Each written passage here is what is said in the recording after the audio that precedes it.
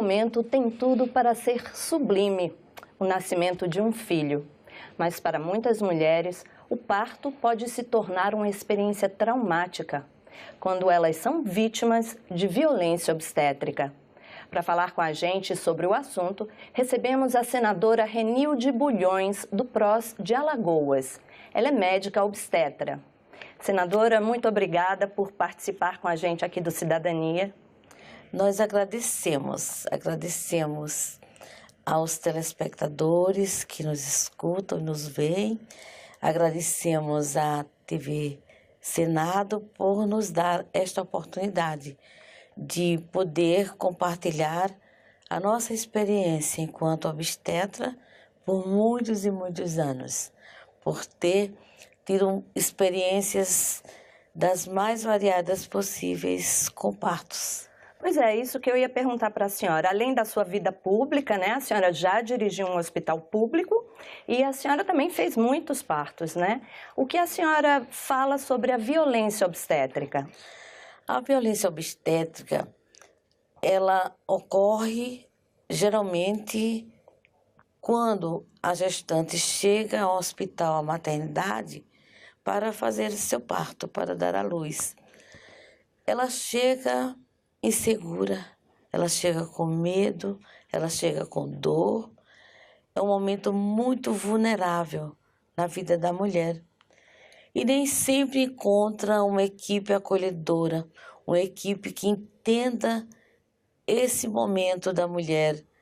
E muitos dos profissionais da equipe médica, da equipe do hospital, não acolhe esta paciente, essa gestante, com carinho, com paciência.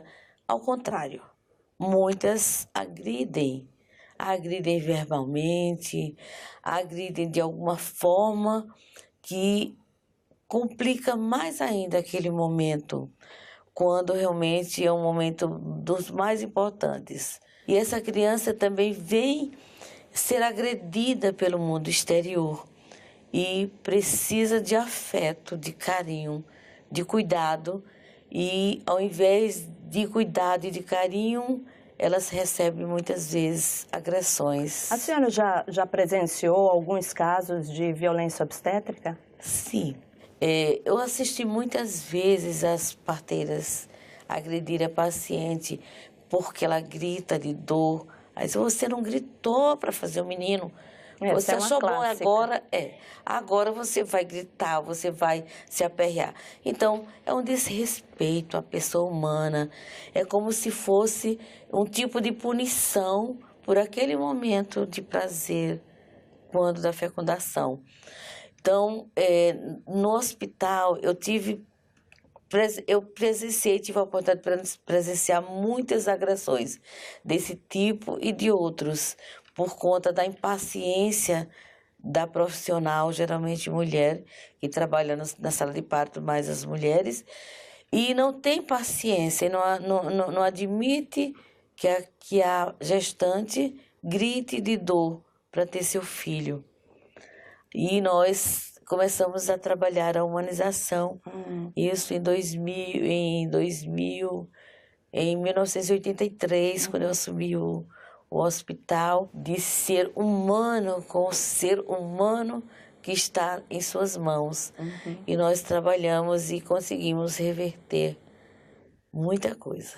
Pois é, além da questão psicológica, né, existem muitos procedimentos médicos também que hoje em dia eles são considerados um tipo de violência obstétrica, né? Vamos falar um pouquinho deles? Com certeza. Existem métodos que até nós estudamos, preconizados pela medicina, que hoje não são recomendados. Então, não são recomendados, embora possam ser utilizados. Como, por exemplo, a episiotomia. Então, o bom é não fazer que é atualmente. Exatamente, explique pra gente. A episiotomia consiste em cortar a parede vaginal no lado direito, porção média, mais ou menos na área mediana, cortar para enlarguecer a passagem do bebê e evitar lacerações. porque nem sempre a vagina é tão elástica que o bebê passa sem lacerar, sem rasgar. Então, é um procedimento que ajuda. Mas, hoje em dia, nós temos técnicas que ajudam a vagina a relaxar. Então, com essas técnicas, não precisa fazer episiotomia. Não é obrigado não fazer, não é violência. Agora, fazer simplesmente, por exemplo, no hospital escola, cortar para que os estudantes aprendam a fazer a rafia, a recompor o tecido, a suturar. Porque muitas vezes no hospital escola fazia-se de rotina para que o estudante aprendesse, o residente ou o estudante no seu estágio aprendesse. Outro procedimento, por exemplo... Da episiotomia, dizem que, na realidade, 56% dos partos, esse procedimento é realizado. E as pessoas reclamam porque, às vezes, as mulheres não são consultadas. E é feito sem anestesia também, não é? Há sem médicos autorização. que fazem sem autorização, que tudo em medicina, todo procedimento, a gente deve falar com o paciente, dizer o que vai fazer, para que eles saibam o que a gente está fazendo. É uma regra. E muitos médicos não se preocupam em avisar, em fazer, e às vezes não fazem nenhuma anestesia, não é? E simplesmente cortam, e aquela dor muito grande, elas suportam, né? Porque tem que suportar. Em relação também a esse procedimento, há muita reclamação de que os médicos, né, quando costuram, né, falam que vão dar um ponto para o marido, o ponto do marido. A senhora já ouviu falar nisso? E que é uma coisa que causa muito constrangimento. Bom, eu nunca ouvi falar e também nunca falei, mas assim, quando se reconstitui a vagina é para que tudo fique normal de novo nas relações sexuais, não é? Que a vagina não fique flácida. Agora, que dizem isso... eu nunca escutei, mas realmente, com certeza, dizem. É um tipo de agressão também. Humilhações. E que diz que depois também elas têm muita dor na cicatrização. Sim. E às vezes até por muito tempo não conseguem ter relações sexuais também. É verdade, é uma agressão, não é uma agressão, principalmente quando se corta muito, quando essa episiotomia é extensa. Aí tanto a sutura leva mais fio, mais ponto, e também demora mais a cicatrizar, dói mais, não é? Então, é um tipo de violência. Temos, por exemplo, a ocitocina, que essa medicação, ela acelera as contrações e aumenta a intensidade. Então, para acelerar o parto, tem muitos obstetras que colocam a ocitocina no soro e muitos deles mandam abrir o soro todo para correr com rapidez. Mas por que isso? Para acelerar o parto, para ele se ocupar, talvez, tenha algum compromisso. Para acelerar o trabalho de parto, para fazer o parto mais rápido. Também não é interessante. É um procedimento que hoje não se recomenda. Não se recomenda. Que o ideal é que seja tudo mesmo natural. Que a equipe, o médico, respeite o tempo de nascimento, que varia de mulher para mulher. O trabalho de parto, às vezes, é bem rápido. Eu já fiz parto que não deu tempo nem de calçar a luva. Tive que fazer com as mãos. Estavam escovadas, bem lavadas, mas eu deixei para calçar a luva perto. E, de repente, a criança salta. As mãos da gente, aí tem que pegar. Aí esse realmente é um parto super normal, super natural. Mas tem outros que são difíceis, demorados. Às vezes a mãe não colabora muito porque ela não sabe fazer a força como a gente pede, como a gente manda. E demora, e às vezes pela própria estrutura da mulher, do canal do parto, que é mais difícil, tem que fazer mais esforço. Aí, esse tempo tem que ser observado naturalmente. Tem uma outra manobra também que é usada, né? É Christeller.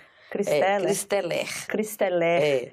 Em 37% dos partos ela é usada e hoje ela é muito polêmica. Realmente, e sempre ela não foi recomendada. Existe, ela é cientificamente exposta para a gente estudar e aprender, mas ela não é o ideal. Desde quando eu comecei, em 83, a minha vida de obstetra, e antes mesmo como estudante, como estagiária. O que é essa manobra? Essa manobra, ela é para empurrar a criança. Então, a gente pede alguém e tem umas parteiras que já são muito sabidas. Então, ela coloca a mão no fundo do útero da paciente e fixa a mão no outro lado da mesa e na hora da contração ela empurra a criança cima da barriga por cima da barriga, no fundo do útero, né? Empurra para dar um impulsionamento no feto para que ele nasça, para que ele Mas saia. eu imagino que em alguns momentos essa manobra é necessária. Seria necessária, senão, por que ela existe? Ela existe realmente. Tem momentos que é necessário. Por exemplo, eu tive um parto, eu assisti um parto, fiz um parto certa vez que estava tudo certo para o bebê nascer, a dilatação normal, acontecendo certinho. A criança desceu e a dilatação ficou completa, mas ela não nascia. Não nascia e a gente começou a ver a criança começar a sofrer. Quando a criança sofre, ela defeca, é o que a gente chama de mecônio, começou a sair aquela secreção escura e eu tive que lançar mão dessa manobra, porque nem podia levar mais para uma mesa cirúrgica, para um centro cirúrgico, que não era no mesmo local, e a gente teve que fazer a pulso, parto, a pulso, entre aspas, com a ajuda dessa manobra. E o bebê nasceu. E, para felicidade nossa, o bebê não nasceu bem, mas foi reanimado. E eu acompanhei esse bebê até rapaz, e com a preocupação dele ter algum problema de oxigenação durante esse parto demorado, mas ele hoje é muito saudável. Ai, que bom. Ele faz natação, ele é nadador profissional, então é uma pessoa saudável que a gente só agradece a Deus, porque a gente tem que estar também pedindo a Deus que nos ilumine, que nos ajude, que nos dê, assim, a sabedoria de agir naquele momento, porque medicina não é matemática. Medicina varia muito. E parto, como varia? Cada útero é uma caixa de surpresa. De repente, não é aquilo que a gente estuda que acontece. Muita coisa acontece que você tem que mudar a conduta na hora para que a gente adeque à necessidade do momento. É uma profissão muito importante, né? Mas tem algumas coisas também que são consideradas violência obstétrica e que já poderiam, assim, são mais simples. Por exemplo, dizem que hoje já não é necessária essa lavagem intestinal que é feita nas mulheres, o jejum, romper a bolsa, né? A depilação. Isso tudo se fazia antigamente, até no meu tempo, era o preparo para o parto, né? Era depilação, era lavagem intestinal. Mas é feito até hoje. Pois é, mas lá no hospital, pelo menos que eu conheço e que convivo, não é mais preconizado, não está mais no protocolo. E a miniotomia, que é o rompimento da bolsa, também acelera o trabalho do parto, porque a natureza, no momento, interfere e a bolsa se rompe. Então, o líquido amniótico é esvaziado e é um sinal que o neném vai estar prontinho para sair. Está na hora de sair. Então, se você antecipa, eu fiz muito, sem a consciência de que era violência. Então, Sem a hoje, sem a consciência. consciência, não é? Porque para até minimizar o tempo de dor, de contração, para realmente acelerar, mas não como a ocitocina, não é? Que é um processo artificial totalmente, né? Aí, a gente, quando a bolsa estava bem protusa, que começa a sair pelo canal de parto, quando a bolsa está bem tensa, a gente com estiletezinho fura e o líquido sai e logo a criança nasce. Mas é a tal história. Hoje, com as políticas públicas e do Ministério da Saúde, do parto humanizado, de incentivar, de implantar, de implementar. Então, hoje a gente tem muitas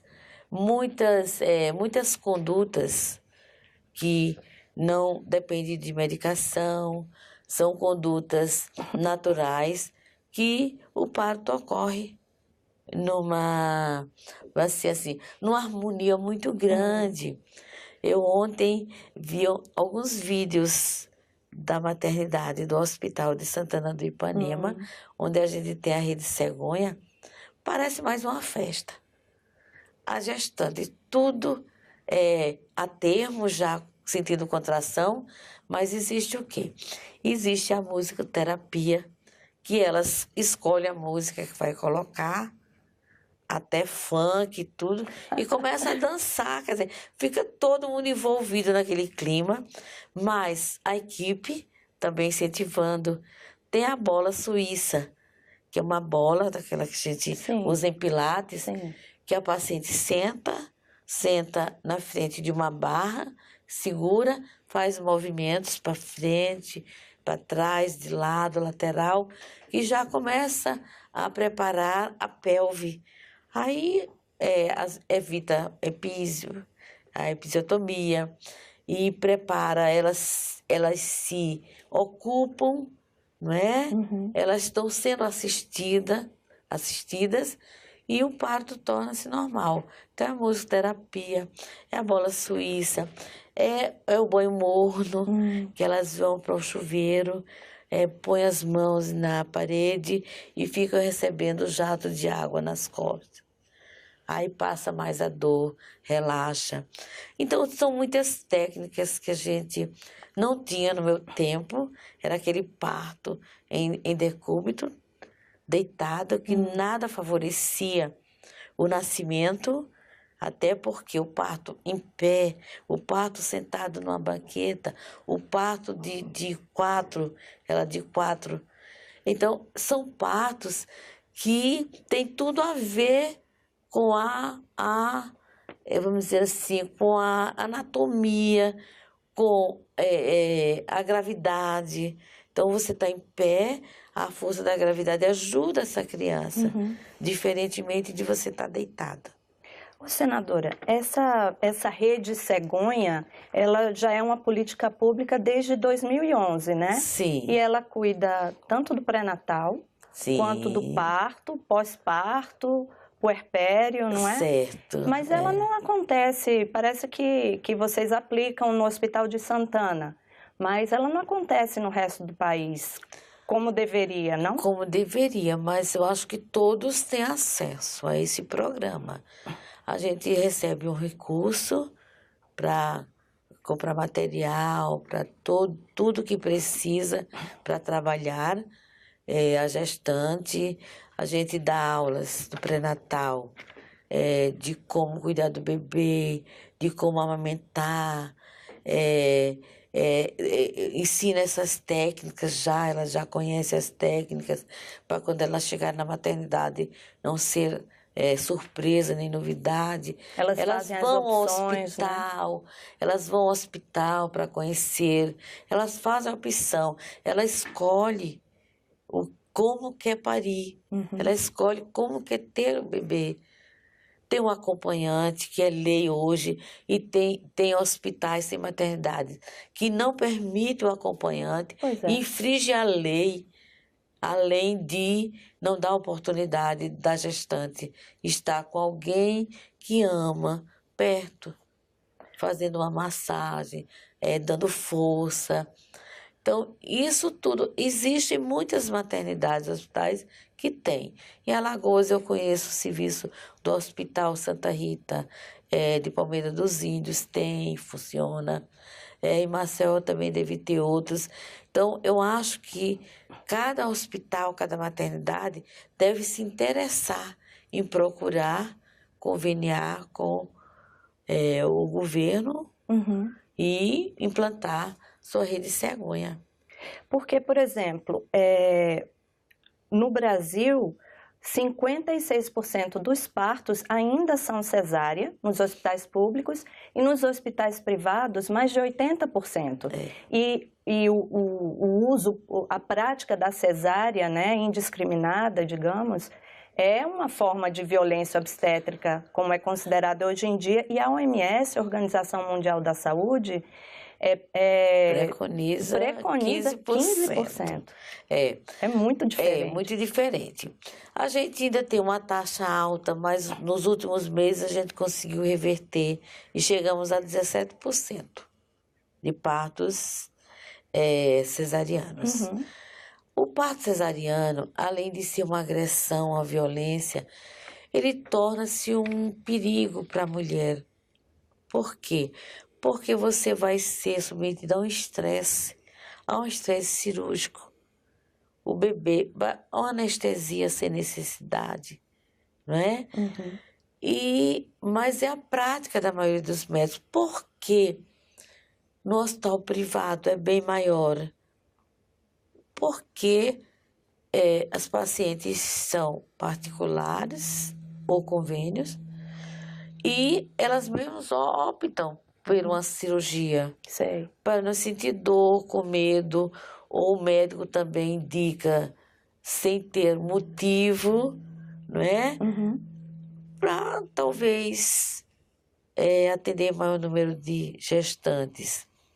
Porque você tem um tempo previsto, diferente do parto normal. Agora, minha última pergunta para a senhora. Com tudo isso que a gente falou aqui, o Ministério da Saúde resolveu retirar o termo violência obstétrica do seu material, das suas políticas públicas, seguindo uma recomendação do Conselho Federal de Medicina que diz que isso é uma agressão ao médico. Não deixa de ser uma agressão ao médico, até porque é difícil de uma mulher provar que foi violentada no parto. Ela precisa fazer um boletim de ocorrência, ela precisa de provas, e nem sempre ela vai ter. Como o médico também pode ser até penalizado. Como eu falei, que você às vezes lança mão de uma conduta que não é indicada. Certo? Mas o termo, ele é importante para que a gente combata para que não existe a violência. E por que não chamar de violência obstétrica? Ela existe. O que a gente tem é de combater, de elaborar leis que definam realmente o que é violência obstétrica. Se fez, então pague. Se não fez, também não seja acusado sem ter culpa. Senadora, muito obrigada por sua participação aqui no Cidadania com a gente. Espero que a senhora volte mais vezes. Com certeza, para mim foi uma alegria. Então, estamos à disposição. O e-mail da senhora foi no seu crédito. As pessoas podem mandar perguntas e comentários para a senhora. Com certeza. Senadora, muito obrigada. A gente agradece. Agradeço também a você que nos assiste. Se quiser rever ou compartilhar essa entrevista, acesse senado.leg.br/TV ou o nosso canal no YouTube. Aproveite e se inscreva no canal da TV Senado no YouTube e acompanhe tudo o que acontece aqui no Senado Federal. Se quiser fazer um comentário, crítica ou sugestão, ligue grátis para 0800 61 22 11. Obrigada pela atenção e até o próximo Cidadania.